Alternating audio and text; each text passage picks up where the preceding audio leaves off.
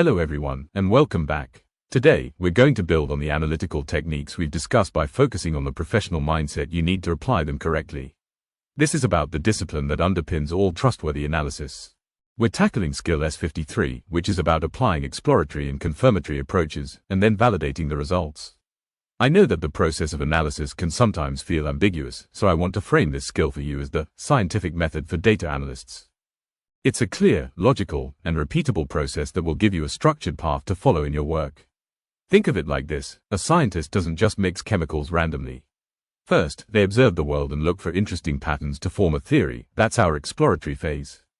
Then, once they have a specific theory, they design a rigorous, controlled experiment to test it. That's our confirmatory phase.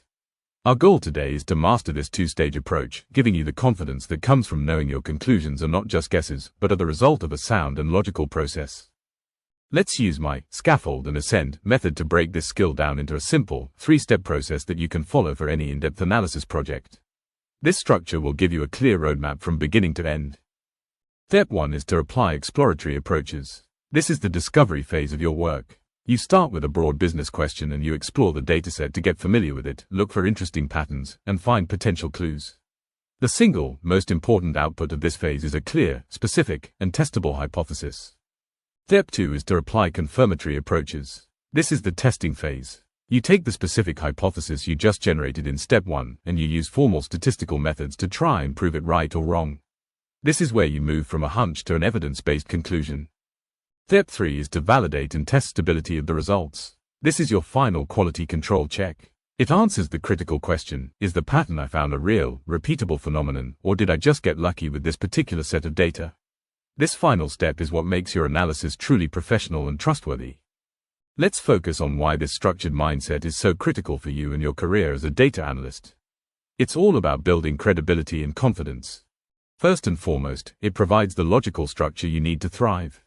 I know many of you work best when you have a clear, repeatable process. This explore, confirm, validate framework is exactly that. It takes the potentially chaotic task of analyzing data and turns it into a predictable sequence of steps. This will help you manage the anxiety of starting a new project and give you a clear path to follow. Second, it prevents the business from making costly mistakes. The most dangerous thing an analyst can do is find a pattern in the data and immediately present it as a fact. That pattern could just be random noise. This process forces a crucial pause. It makes you separate the act of finding a potential pattern from the act of rigorously proving that the pattern is real. Finally, it's your best defense against bias. We all have a natural tendency towards confirmation bias. We want to find the answers we're looking for. This process helps you fight that. The exploratory phase is your chance to be creative and follow your hunches.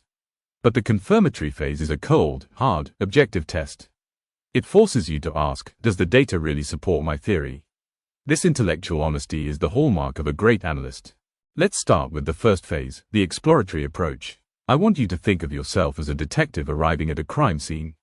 You don't have any suspects yet. Your job is to simply look around, get a feel for the scene, and find potential clues. Your mindset is one of open-minded curiosity. Your single most important goal in this phase is to end up with a specific, testable hypothesis. The techniques you'll use are all about getting to know your data. You'll start with data profiling. This is a standard first step where you calculate the basic descriptive statistics for every column in your dataset. What's the average? What's the range of values?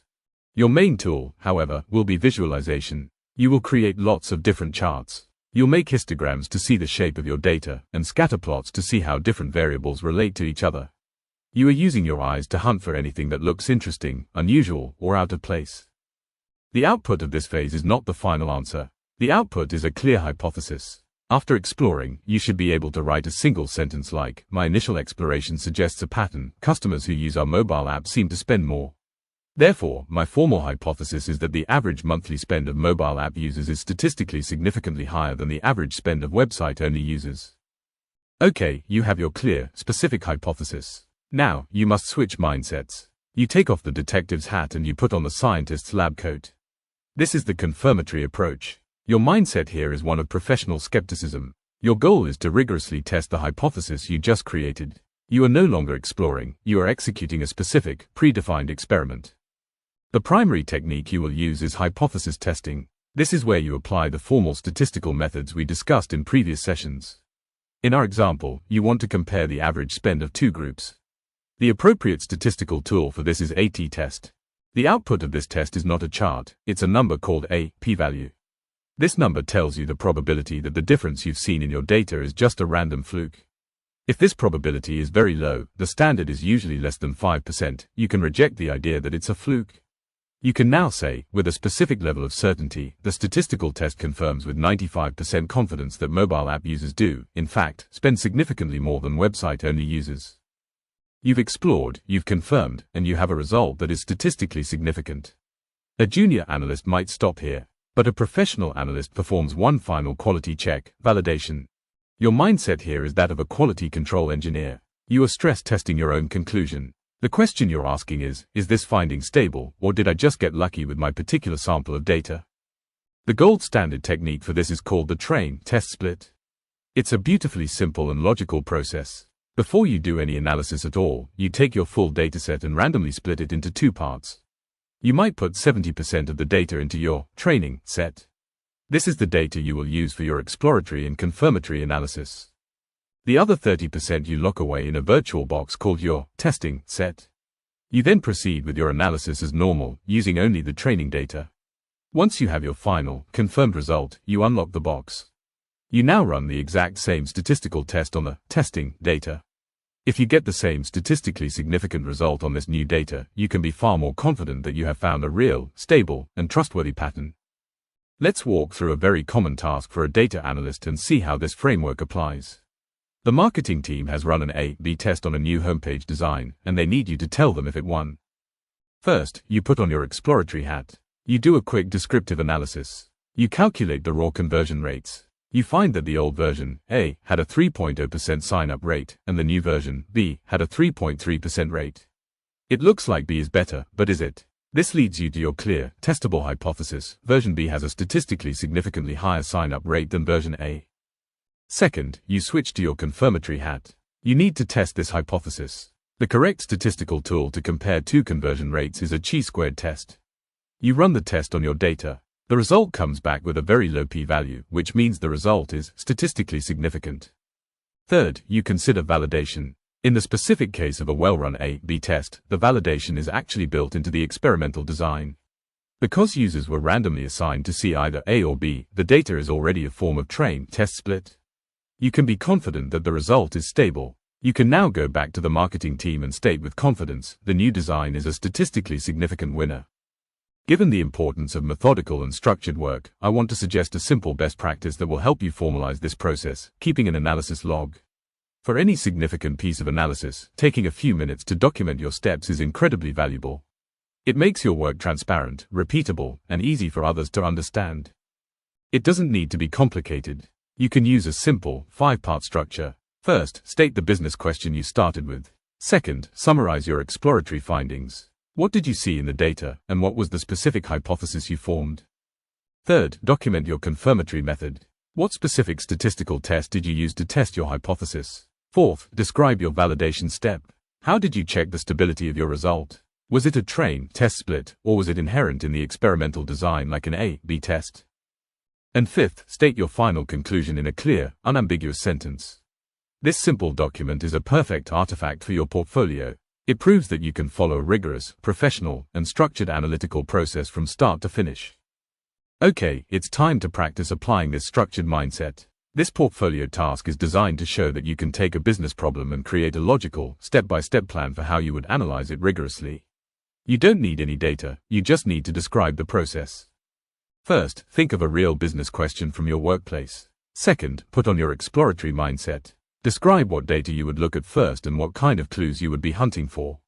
For example, I would explore the customer complaints data, creating charts to see if the increase is linked to a specific product or region. Third, based on that imagined exploration, write down one clear, specific, and testable hypothesis. For example, my hypothesis is that the recent launch of our new product is the primary driver of the increase in complaints. Finally, switch to your confirmatory mindset. How would you then go about formally testing that hypothesis? For example, I would use a statistical test to compare the complaint rate in the month before the launch to the month after the launch to see if the increase is statistically significant. This one-page plan is perfect evidence that you understand the disciplined, two-stage approach that is at the heart of this skill. For those of you working on your major project, Skill S53 should be a visible part of your methodology or analysis section. It's not enough to just show a final chart, you must show the rigor behind it.